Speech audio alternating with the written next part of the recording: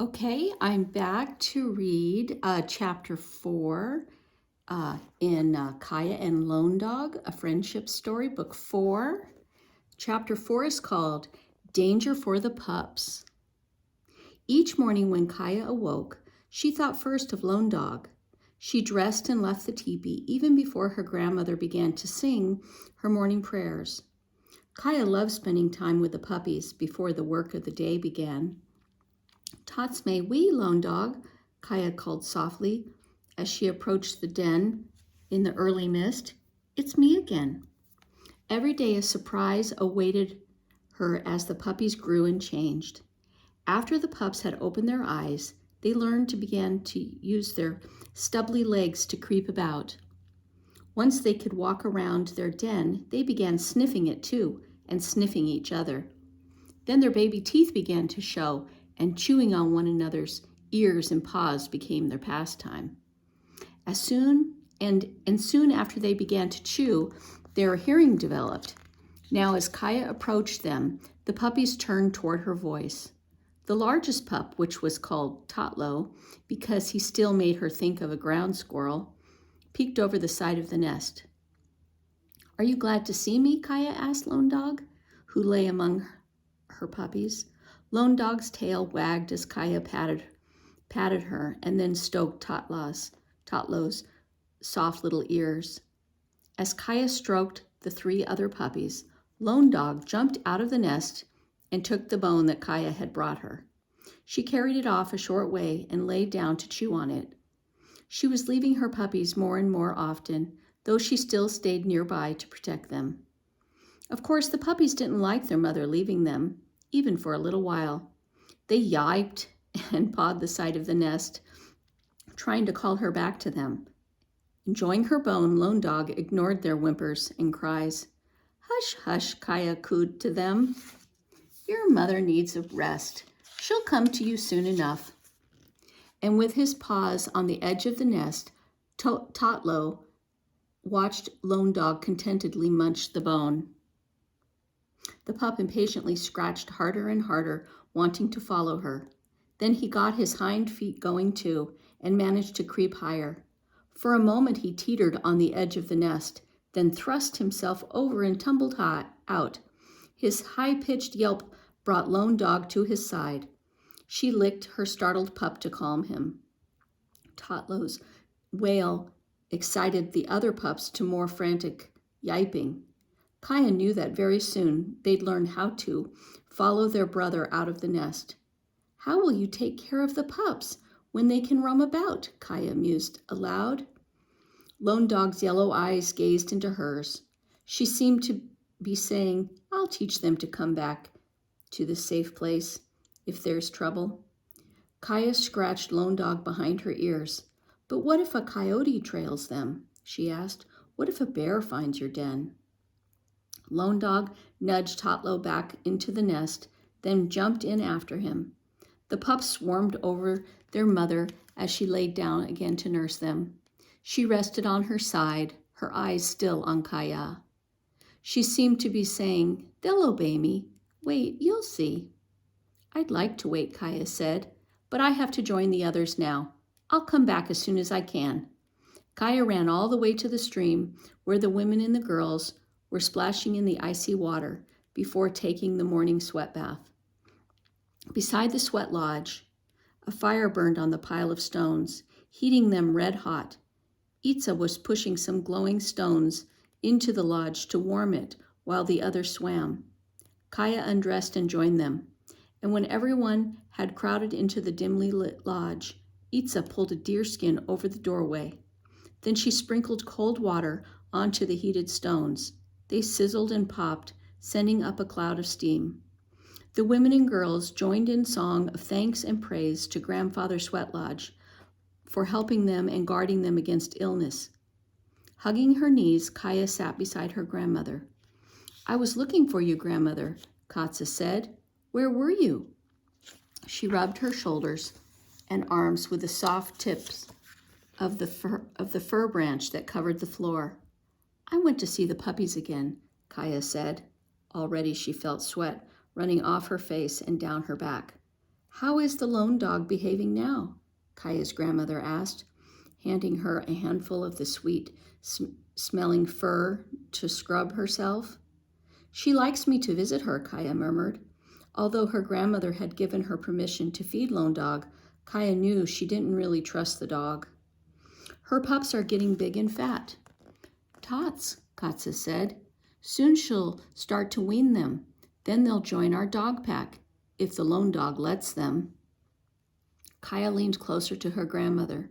Sometimes Lone Dog seems to be talking to me with her eyes, she whispered. Do you believe me? Ahe, Katsa said right away. I believe you. Animals talk to us in many, many ways. But I mean, she really speaks to me, Kaya whispered even more softly. Katsa sat with her head bent, silently breathing in the cleansing steam. After a while, she said, I'm thinking about my mother. When she was a girl, she received a wolf spirit, and after that, she could talk with wolves. One day when she was very old, a wolf trotted along the trail where she was picking berries. The wolf was sad because her puppies had died. My mother was very sorry for the wolf. She asked the wolf if she could help her. The wolf told her that she was leaving the mountains and refused help. But then she gave my mother the gift of her wolf power. That power made my mother even stronger. The wolf spoke to her, Kaya asked, like Lone Dog speaks to me? All creatures have wisdom to share with us, Katsa said. Soon you'll prepare for your vision quest, and I hope you'll receive a Waiakin of your own. If you do, you must always listen closely to what it tells you. Ahe, Kaya said. With all her heart, she hoped to be ready for her vision quest. Would she receive wolf power, as her great-grandmother had? As Kaya tried to imagine that, Itza pulled aside the deerskin covering the door and signaled everyone to leave the steamy lodge and plunge into the stream again. You're too old to quarrel like this, Kaya said to the twins. Listen to me and do as I say. She held Wingfeather by one hand and Sparrow by the other. The little boys had been wrestling playfully on the hillside when their game suddenly became too rough. Sparrow tried to pull his hand from her grasp. Wingfeather scowled. We lost most of our arrows, he said. If you make us some more, I promise we won't fight over them. Ahe, Kaya said. If you sit there quietly, I'll make more arrows for you. She sighed as she cut some straight twigs from an elderberry bush. Her little brothers were full of energy and full of tricks. Itza told Kaya to take care of them even more often now that she couldn't dig roots with the other girls and women. But the twins didn't pay enough attention to Kaya's warnings. Kaya wished she could teach the boys to obey her as easily as Lone Dog had taught her pups. Usually it took the dog no more than a soft growl or a shake to bring her troublesome pups in line again. Like the twins, the pups roamed and wrestled and tugged and chased one another all day. But sometimes Lone Dog gave a special growl that meant take cover.